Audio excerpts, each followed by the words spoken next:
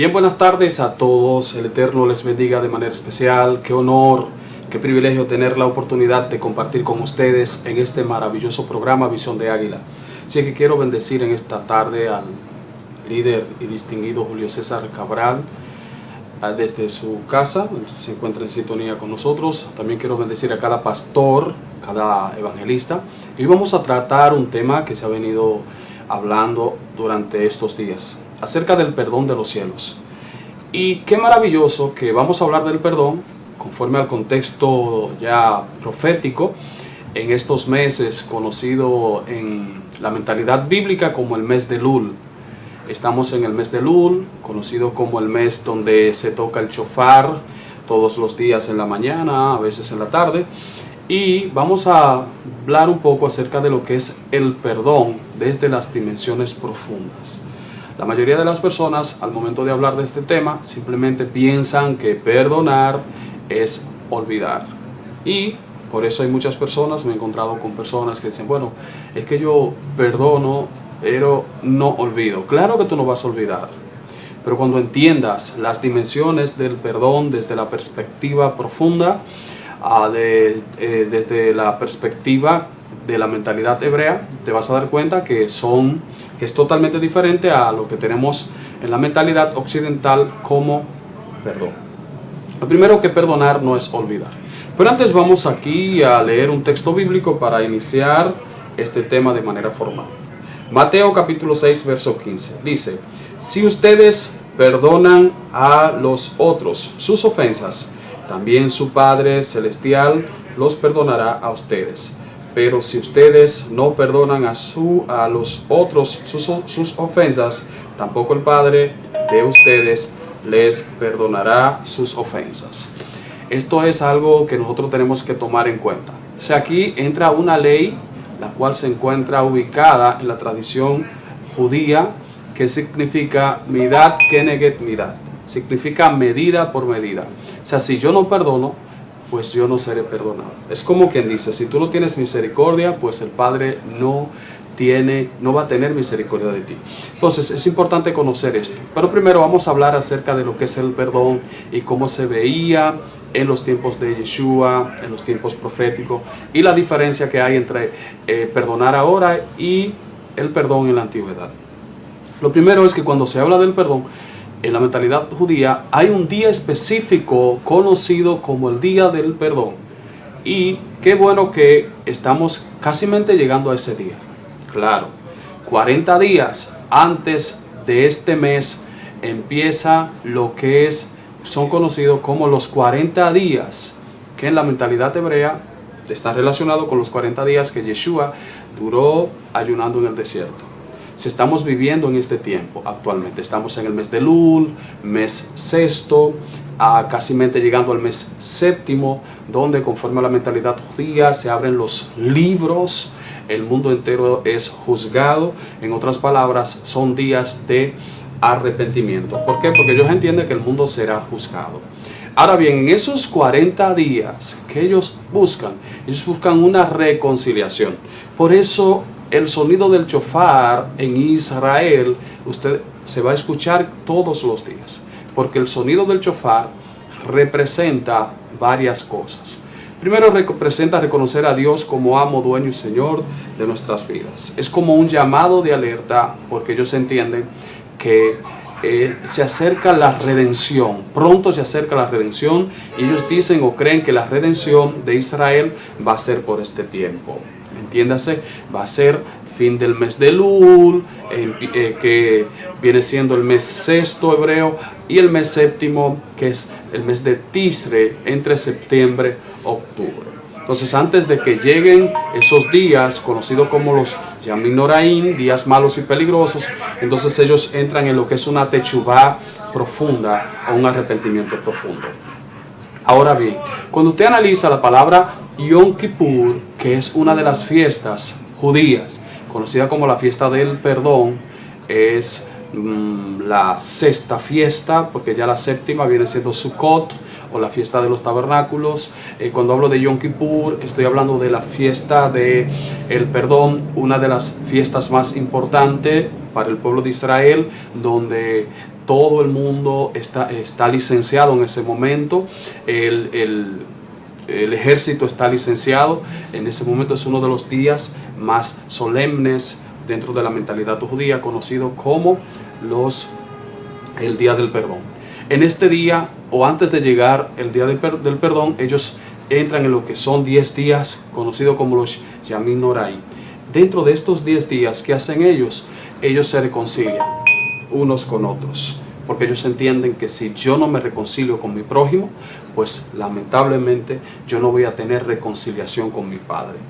Por eso cuando usted estudia los Asher Hadibrot o los 10 mandamientos, conocidos por nosotros como 10 mandamientos, pero para los que tienen mentalidad judía, conocido como los Asher Hadibrot o los 10 dichos, hay 5 de ellos que tienen que ver o están relacionados con Dios y con el hombre y el hombre. 5 de ellos que están relacionados el hombre con el hombre y 5 de ellos que están relacionados entre Dios y el hombre, porque ellos entienden que si tú no te pones de acuerdo con tu hermano, pues tampoco te vas a poner de acuerdo con Dios. La mentalidad judía es la siguiente, o la mentalidad profética es la siguiente: yo no puedo estar en enemistad con mi amigo, con mi hermano, que lo veo, y estar en amistad con Dios. O sea, eso es totalmente absurdo. Cosa que esto tenemos que discutirlo y hablarlo dentro de la congregación. Si en una congregación no se puede concebir que hayan personas enemigas y que estén danzando, cantando, adorando al Eterno de manera con júbilo, entonces esa adoración es abominación a Dios. O sea, se estaría adorando a otro Dios que no es a Yahweh. Y esto es Avodah Zará. Avodah Zará significa idolatría. En otras palabras, para yo adorar a Dios de verdad, primero tengo que estar en paz con mi hermano. Entonces la mentalidad profética es la siguiente: buscad la paz y la santidad en todo, sin la cual nadie verá al Señor. En otras palabras, yo no puedo estar en paz con Dios cuando estoy en guerra con mis hermanos. Y no puedo hablar de santidad. Parte de la santidad tiene que ver con el shalom entre nosotros, los que estamos en la tierra. Si buscamos el shalom, las personas que estamos en la tierra, entonces ahí sí podemos hablar de santidad. El concepto de santidad se ha malinterpretado mucho en los últimos días, en los últimos tiempos. El concepto de santidad que nosotros manejamos en la actualidad está totalmente divorciado de lo que es el concepto bíblico. No puedo hablar de santidad si primero no estoy en paz con mis hermanos, porque parte de la santidad tiene que ver con la paz. Entonces, ¿qué es el perdón en sí? Cuando hablamos de perdón, existen diversas palabras para hablar de la misma, o para hablar para definir el perdón desde la perspectiva bíblica. No es simplemente te voy a perdonar. No, esto es un proceso. Esto es un proceso. Por eso, cuando analizamos la palabra perdón, hay una que es kafar. Kafar significa cubrir, tapar. Es como cuando hay un hoyo y se le pone una cobertura encima. Y esa cobertura ahí entonces va a tapar el hoyo. Pero este tipo de perdón, esta palabra se utilizaba en la antigüedad cuando el pueblo pecaba, llevaba un corderito, llevaba un macho cabrío o llevaba una cabra al templo con la finalidad de buscar el perdón hacia Dios. Nótese que para la mentalidad judía esto no era sacrificio, esto es conocido como corbán. Corbán tiene que ver con la palabra kará, que significa llegarse a Dios, acercarse a Dios.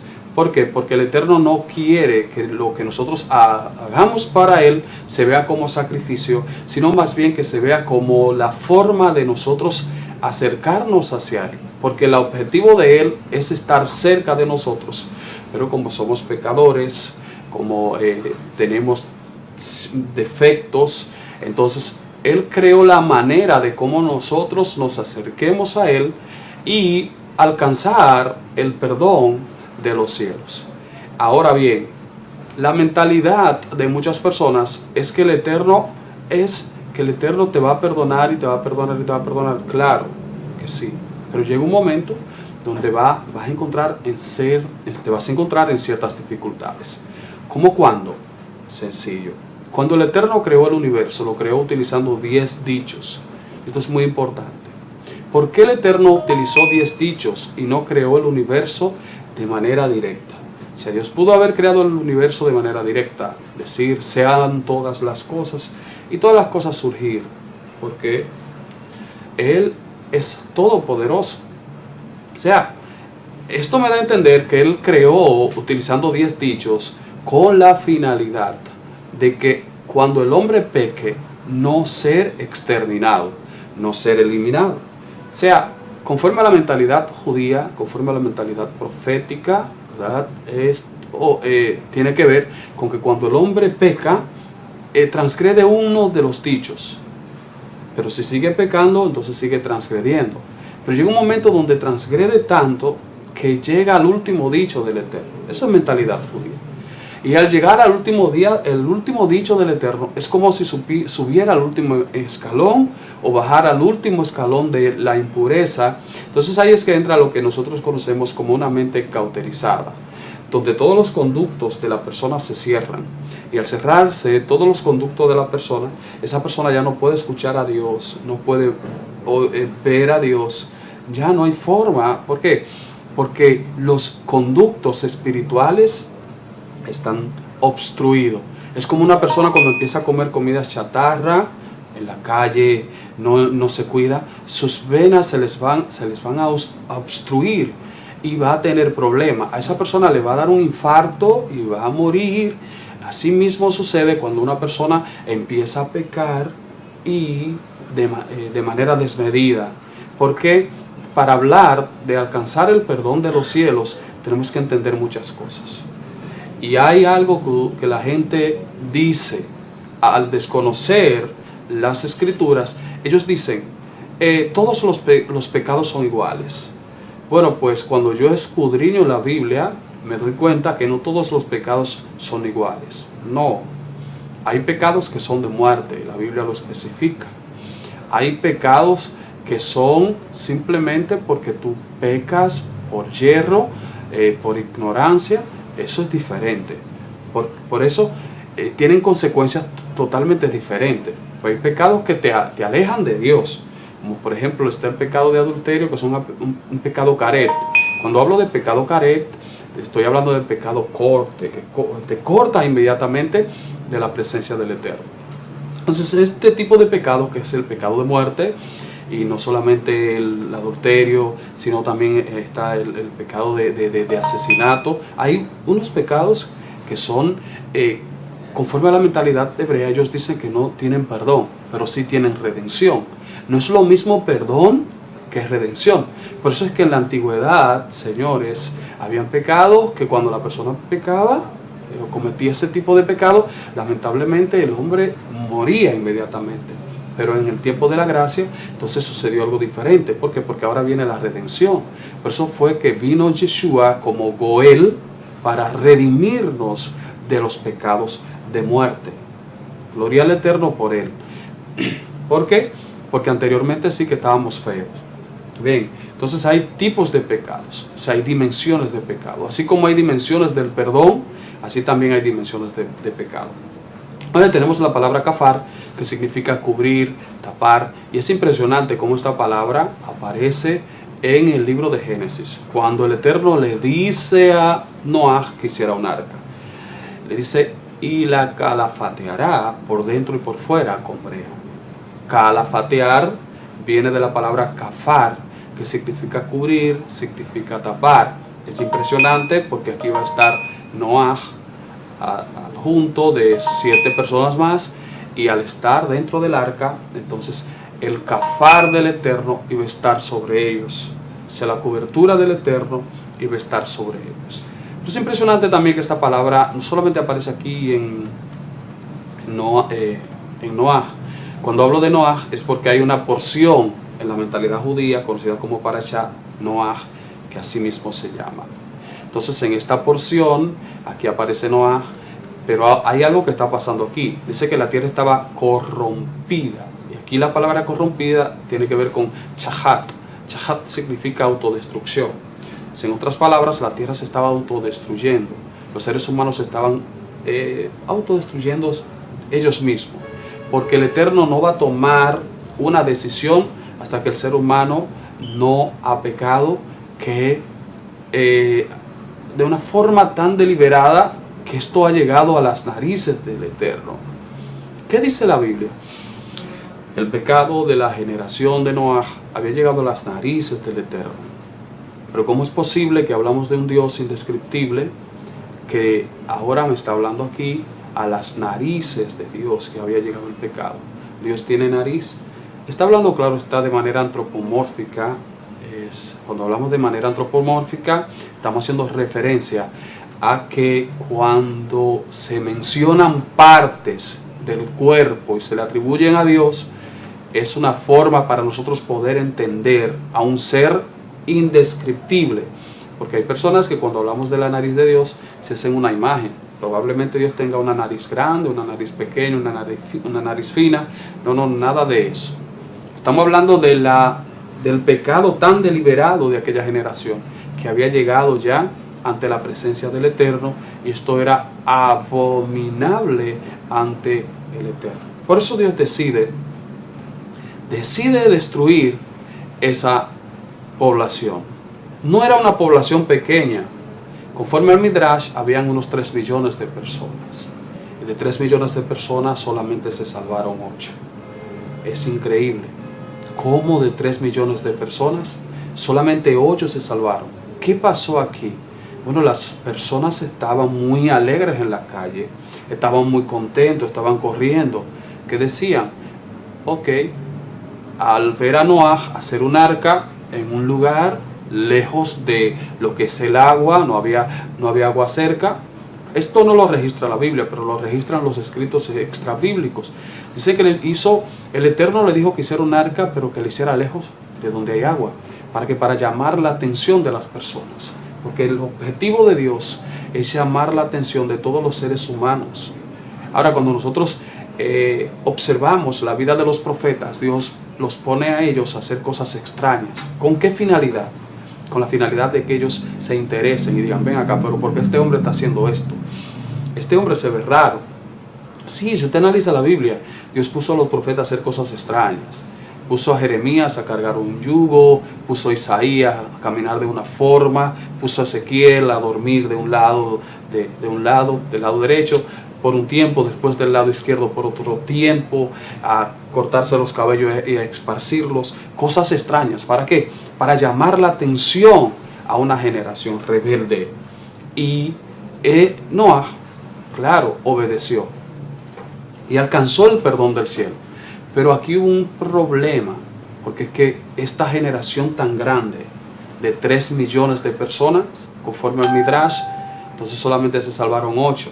Y de los 8 que se salvaron, fueron de los familiares de Noah. Dice que la tierra estaba llena de violencia. ¿Qué significa aquí que la tierra estaba llena de violencia? Conforme a la mentalidad hebrea, o no a la mentalidad hebrea, sino cuando analizamos la etimología de la palabra, la tierra se estaba autodestruyendo. O sea, es lo que está pasando ahora. Por eso Yeshua dijo claro que será como los días de Noah. Y eso es lo que estamos viviendo en los últimos tiempos escatológicos. Pero lamentablemente hay muchas personas que están ciegas. ¿Por qué? Porque están muy pegados a la tierra. Y este mensaje que nosotros estamos transmitiendo hoy a ustedes es para que nosotros estemos apercibidos, porque hay una violencia en la calle, como mismo sucedía en los días de Noé. Claro, la Biblia no te habla de manera tan explícita, pero cuando estudiamos los documentos extrabíblicos, dice que había tanta violencia, había 9 cosas que estaban pasando. Y estas 9 cosas indican que en la generación de Noé había dolores de parto. O sea, 9, conforme a los 9 meses de la mujer embarazada. Si diríamos conforme a los 9 meses de la mujer encinta o preñada, si usted quiere. así se puede decir conforme al texto bíblico, preñada. Entonces, esta generación, estaba llena de violencia, no solamente de violencia, muerte, atraco, inmoralidad sexual, estaba llena de inmoralidad sexual. O sea, no había forma de que esa generación tuviera reparo. Entonces, cuando hay una generación que no tiene reparo, solo le queda que venga el juicio divino sobre esa nación. Pero qué bueno que existe la misericordia del Eterno, que significa gracia no merecida. Y la gracia no merecida significa el favor no merecido. Si a través de la misericordia del Eterno, si hacemos arrepentimiento de manera plena, entonces vamos a alcanzar el perdón del cielo. Vamos a una pausa y volvemos en breve, hablando de este poderoso tema.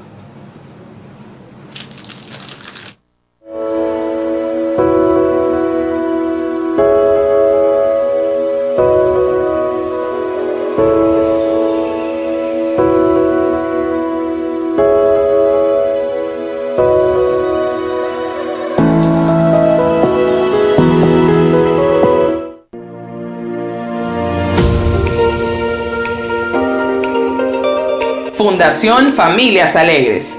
¿Quiénes somos? Somos una organización sin fines de lucro, de orden social, dinámica e incluyente, del corazón de Dios para este tiempo. ¿Cuál es nuestra misión? Impactar la sociedad a través de la transformación integral de todas las familias, alcanzando cada una de sus áreas desde el ámbito espiritual, de la salud física, de la formación educativa y el ámbito financiero, con una visión orientada a proporcionar solución a los males y retos que enfrentan nuestras familias, trayendo vida y esperanza. Esto reafirmando los valores por medio de la fe en Dios, la obediencia a su palabra y la transformación del Espíritu Santo. Nos fundamentamos en los valores de fe, bondad, solidaridad, excelencia, integridad, compromiso, unidad y transparencia. Súmate a lo que Dios está haciendo. Sé parte de este proyecto y juntos llevemos vida y esperanza. Familias Alegres, este es tiempo de esperanza y valores.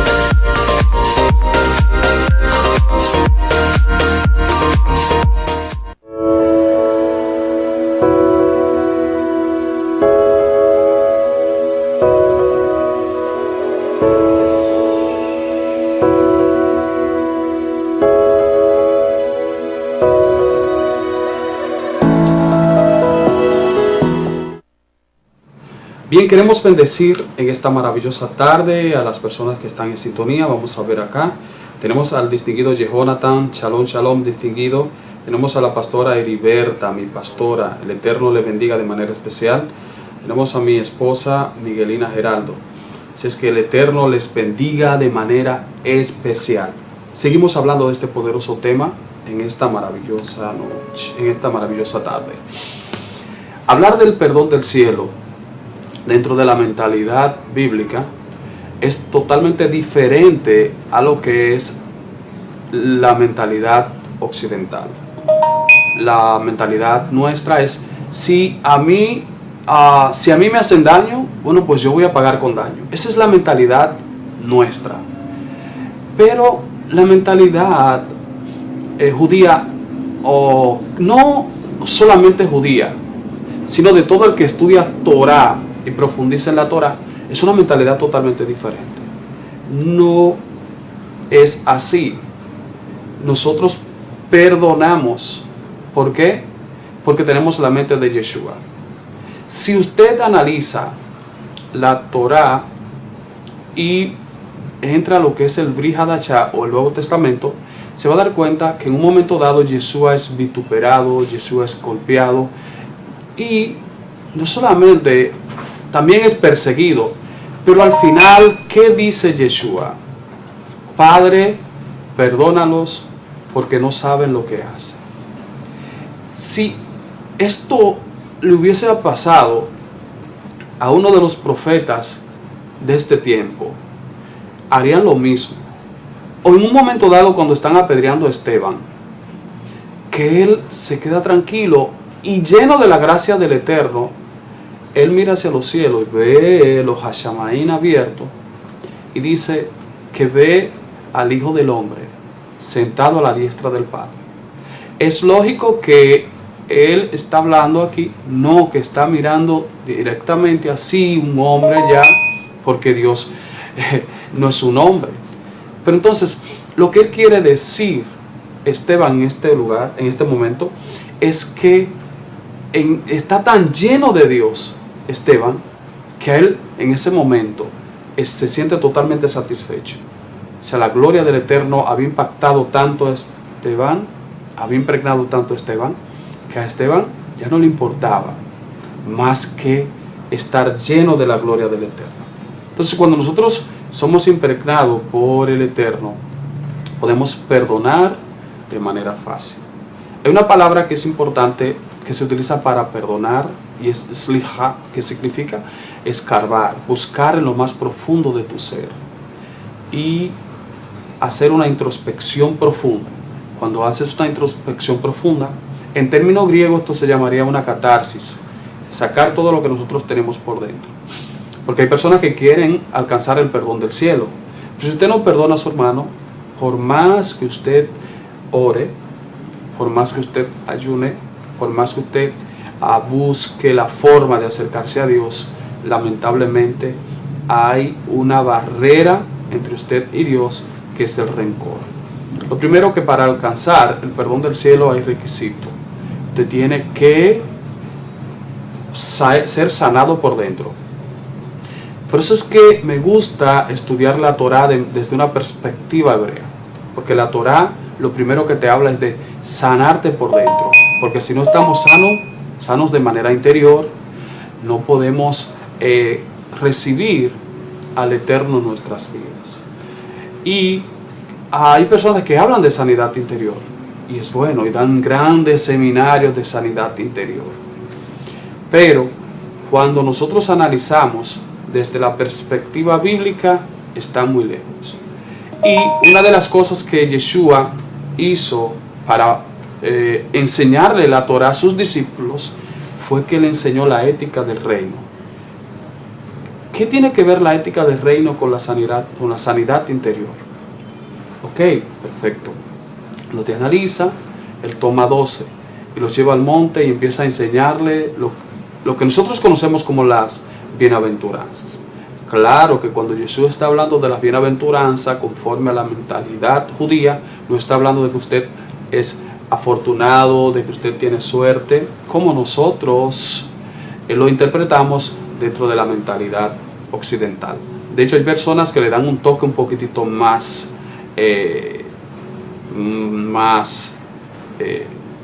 según ellos, más profundo. Dicen ellos: felices los pobres en espíritu. Pero ¿qué tiene que ver la felicidad con la palabra que aparece aquí? Ni siquiera se acerca. Porque hay palabras en el hebreo que no tienen equivalente al español. Aquí, cuando analizamos la palabra ashrei, significa enriquecido para hablar de unos de los significados, o darle uno de los significados a esta palabra. Ashrei, los pobres en espíritu. Pero es impresionante porque aquí vamos a observar que hay diversas palabras para mencionar la palabra pobre en espíritu. Una de ellas, chafal. Chafal significa derribado, abatido, un ser caído, un ser destruido, que entiende que no tiene fuerza para levantarse por sí solo, pero que reconoce que hay un Dios allá arriba que es perdonador. Entonces, a través de su flaqueza y de su flojera, él entiende que no puede alcanzar los méritos del Eterno, y él, al reconocer eso, entonces aquí es que llega la riqueza espiritual. Por eso, para una persona, probablemente un carro es su felicidad, pero desde que tiene par de meses con el carro, dice verdaderamente que necesito algo más. Otros, bueno, tengo una casa, ya estoy completo. Pero cuando pasa un tiempo mirando la misma casa, dice: no, necesito algo más.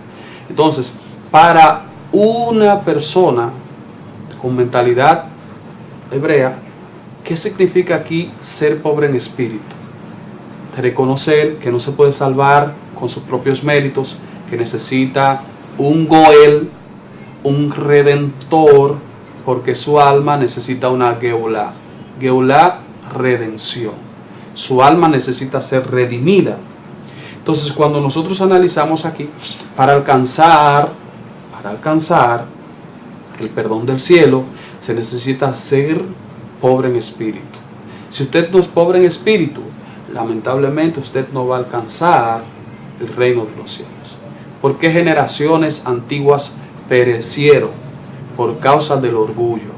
Hay una diferencia entre una persona orgullosa, Gaal, y una persona que sea pobre en espíritu, Shafal. La persona que es orgullosa se cree muy alta, se cree muy elevada, se cree tener demasiado mérito. Es como este señor Coré, que dijo: no, yo tengo la misma postura que Moisés, o tengo más dimensión que Moisés, o tengo más niveles que Moisés. ¿Cómo es que Moisés está puesto en ese cargo y yo no estoy puesto en ese cargo? Ok, yo era el primer ministro allá en Israel, allá en Egipto, entonces ¿cómo es que ahora no tengo la misma posición de Moisés? Ok, una diferencia del cielo a la tierra. Sin embargo, Moshe es conocido como el hombre más humilde de la tierra. De hecho, uno de los principios para poder entender la Torá o recibir la Torá es la humildad. Es aquí la mansedumbre. Sin embargo, la palabra que se utiliza aquí para humildad o mansedumbre no tiene que ver nada acá con la palabra que aparece aquí cuando dice bienaventurados los pobres en espíritu. No, porque aquí está apareciendo la palabra abatido, derribado, afligido, alguien menospreciado. Por eso el Eterno dice: a lo vil y menospreciado escogió Dios para avergonzar a aquellos que se creen fuertes. Bien, entonces aquí Moshe, siendo el hombre más humilde, pero aquí aparece la palabra Nabá. ¿Qué significa Nabá? Manso. Alguien que entiende que la venganza viene del Eterno. Se puede vengar, él puede hacerlo, pero entiende que no, que la venganza viene del Eterno. Porque usted, ¿qué piensa? ¿Que Moshe no tenía poder para hacer que Coré fuera destruido en ese momento? Sí, el poder del Eterno estaba en Moshe. Sin embargo, él no lo hizo, lo dijo: bueno, que venga, no hay problema. Entonces el Eterno va a responder. ¿Quién es el verdadero? Si es Coré y sus seguidores, sus 250, o si soy yo. En otras palabras, cuando una persona es humilde, el Eterno pelea por él, o sea, y encuentra el perdón de los cielos. Por eso, bienaventurados los pobres en espíritu. Pobre, pobre, Shafal. Pero no solamente dice bienaventurados los pobres en espíritu, dice bienaventurados los que lloran por causa de esa pobreza espiritual. Esta pobreza espiritual te va a llevar a un estado que tú mismo vas a decir: yo sé que no merezco esto, no merezco lo otro, pero entonces ahí entra algo poderoso. Ahí entra la rajén del Eterno, ahí entra la misericordia del Eterno, entra la gesed del Eterno, que es la gracia de Dios. Por eso en un momento dado un rey iba a matar a un hijo de una señora, y la señora brinca y le dice: Señor, yo sé que mi hijo no merece yo sé que mi hijo no merece nada de usted, pero por favor tenga misericordia de él.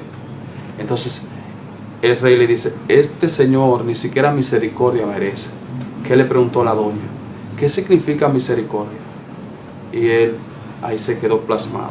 Misericordia significa gracia no merecida. Entonces yo sé que mi hijo no merece la gracia de usted, pero por favor tenga misericordia. Y eso lo llevó al rey a reflexionar y él a no matar al hombre.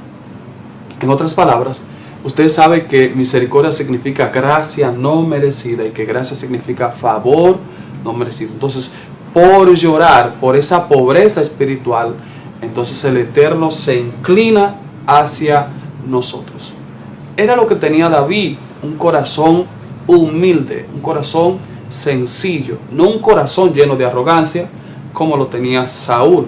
Cuando hacemos un contraste entre los pecados de Saúl y los pecados de David, los eruditos dicen bien claro, David pecó mucho más que Saúl. Eso es lo que dicen muchos eruditos. Pero David tenía algo que llamaba la atención de Dios. Era que David conocía cómo conquistar el cielo a favor de él, y era el arrepentimiento. Por eso es que hay personas que dicen, él no tiene salvación. Ese juicio no le toca a usted, le toca a Dios. Por eso cuando se acerca una persona a mí y me dice, fulano se salvó o se perdió, y le digo, bueno, ministro, de eso yo no lo sé. Ahí entra Dios, porque ese juicio no le toca a usted ni me toca a mí.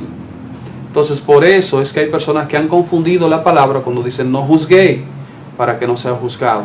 Y ese juicio no tiene que ver nada con tu discernir, porque el Eterno nos manda a discernir, nos manda a juzgar algunas cosas. Pero hay un juicio que solamente le corresponde al Eterno, que es el juicio de la salvación. Probablemente usted piensa que hay personas que están a su alrededor y dicen, él no tiene salvación ya. Es un drogadicto, es un borrachón, es un hombre mujeriego. Sin embargo, la misericordia del Eterno dice, no he venido a buscar los sanos, sino aquellos que están enfermos. Y probablemente esta palabra está llegando al corazón de alguna persona que piensa que ya no tiene perdón de Dios porque ha hecho cosas tan grandes. Te voy a recordar a un hombre que era muy malo, tan malo, que su suegro, él mandó o él mismo mató a su suegro. ¿A quién? Cuando usted analiza la vida de Manasés, fue un rey perverso, un rey malo. Pero al final, ¿qué hizo? Al final se arrepintió. Y hay muchas personas que leen la Biblia y dicen que este hombre tuvo perdón de Dios. Lo que pasa es que el cielo jamás va a pensar como nosotros pensamos. Dios no va a pensar como nosotros pensamos. Si Dios pensara como nosotros, ya todos estuviésemos destruidos. Ya no hubiese una persona sobre la tierra, porque todos sí que hemos fallado delante del Eterno. Entonces Dios no está buscando gente perfecta, porque no, gentes perfectas porque no las hay. Entonces cuando yo escucho a una persona juzgar y decir que él es evangélico después que mató tanto, que robó tanto, que hizo tantas desgracias, pues bien, él es evangélico. Y hay personas que acusan y dicen, para yo convertirme después que hice tantas cosas, pero ¿cómo? ¿Quiere que siga atracando, que siga robando? No. Para nosotros debería ser un gozo que una persona que esté en la calle de repente venga a los pies del Señor y el Señor lo cambie, porque es que el Señor lo transforma. Yo sé que si alguien está en Cristo, nueva criatura es. Todas las cosas viejas pasaron y aquí todas son hechas nuevas. O sea, es como dicen los hebreos, sucede lo que conocemos como view, restauración plena, o el tachif de Dios, que significa la restauración de esa vida. Pero esa vida empieza a reflejar un cambio. Pero ¿dónde Dios empieza a trabajar? Primero que Dios tome su alma y la configura. Después que configura su alma, el reflejo de su alma, esa luz infinita que impactó su tiferet, o sea, la belleza interior, entonces se va a ver en el yafat, que es la cara. Entonces por eso usted ve que hay delincuentes, o sea, personas que eran delincuentes anteriormente y hoy son grandes predicadores, pastores, evangelistas, misioneros. Pero ¿cómo sucedió eso? El cambio del Eterno. Es que eso es lo que Dios hace. Porque cuando usted analiza la vida de muchas personas en el Antiguo Testamento y usted la trae lo contextualiza con lo que está pasando hoy, entonces usted dice, ven acá, se podía salvar Pablo. Y usted dice, cuando usted estudia la vida de Pablo, perseguidor de los cristianos, dice, no, pero una mente carnal no puede percibir que una persona que haya matado tanta gente, entonces ahora sea un pastor o sea un predicador. Eso es el perdón del cielo. Eso es lo que hace la misericordia del Eterno. Por eso es que dice la Biblia que las misericordias de Dios son nuevas cada mañana. O sea, ¿por qué son nuevas cada mañana? Mentalidad hebrea, claro, es que cuando tú duermes, tú es como si estuviera muerto. Y cuando tú pasas al otro día, es como si tú fuiste creado nuevamente. En otras palabras, tiene oportunidad de resetearte en el sueño. ¿Cómo? Claro, de empezar una vida nueva. Conforme a un nuevo día, ahí tú puedes empezar una nueva vida. ¿Por qué? Porque cuando duermes es como si ya moriste. Conforme a la mentalidad judía, cuando tú duermes, tu alma sube allá al cielo y rinde cuenta al Creador. Si Dios te da la oportunidad de bajar de nuevo, entonces tu alma bajó totalmente renovada. Ahora hay un principio, hay almas que se quedan caminando en lugares secos y no reciben reposo. Por eso es que a las personas amanecen aburridas, amanecen cansadas, amanecen bien adoloridas, porque sus almas no tienen descanso. Pero si tu alma logró conectarse en esa noche con el Eterno, tu alma viene renovada, viene nueva, amanece totalmente descansado. Por eso los médicos recomiendan que tú duermas 8 horas. Pero hay personas que duermen 8 horas y amanecen muy cansados. Sin embargo, hay personas que duermen 2 horas y amanecen descansados. Y tú vas a preguntar, ¿por qué sucede eso? Porque fue que esa alma en esa noche tuvo una conexión profunda con el Eterno. Por eso es importante, antes de usted dormir, usted poner su alma en las manos del Señor. Por eso es que los hebreos recitan una oración antes de dormirse. Y esa oración los va a llevar a ellos a una conexión profunda. Y ellos entienden que en esa noche ellos van a rendir cuenta al Eterno. Y si su alma en un momento dado no regresa, es porque cruzó tan profundo del otro lado y se cortó lo que se llama el cordón, que va conectado de tu alma y de tu cuerpo. Entonces, es importante que nuestra alma esté en buenas manos. Y no hay mejores manos que las manos del Eterno. Pero para esto tenemos que alcanzar el perdón divino. No interesa en la condición que tú estés. Puedes estar en la condición más baja espiritualmente hablando. Bien, por ciertas dificultades. Probablemente hayas caído en pecado. Pero Dios no está mirando tu situación. Es como la mujer adúltera que la trajeron los hombres al Mashiach. No les voy a hablar ahora de dónde estaba el hombre, qué es lo que se ha discutido, que por qué trajeron a la mujer y al hombre lo dejaron. Eso es lo que siempre se discute en los círculos, en las escuelas. Sí. Si usted conoce cultura hebrea, sabe por qué no trajeron al hombre. El hombre no podía estar ahí.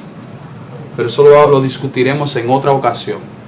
Ahí está, usted me deja el comentario en el programa y si quiere, en el Facebook, si usted quiere que yo le explique eso, bueno, pues yo le tiro y se lo puedo explicar.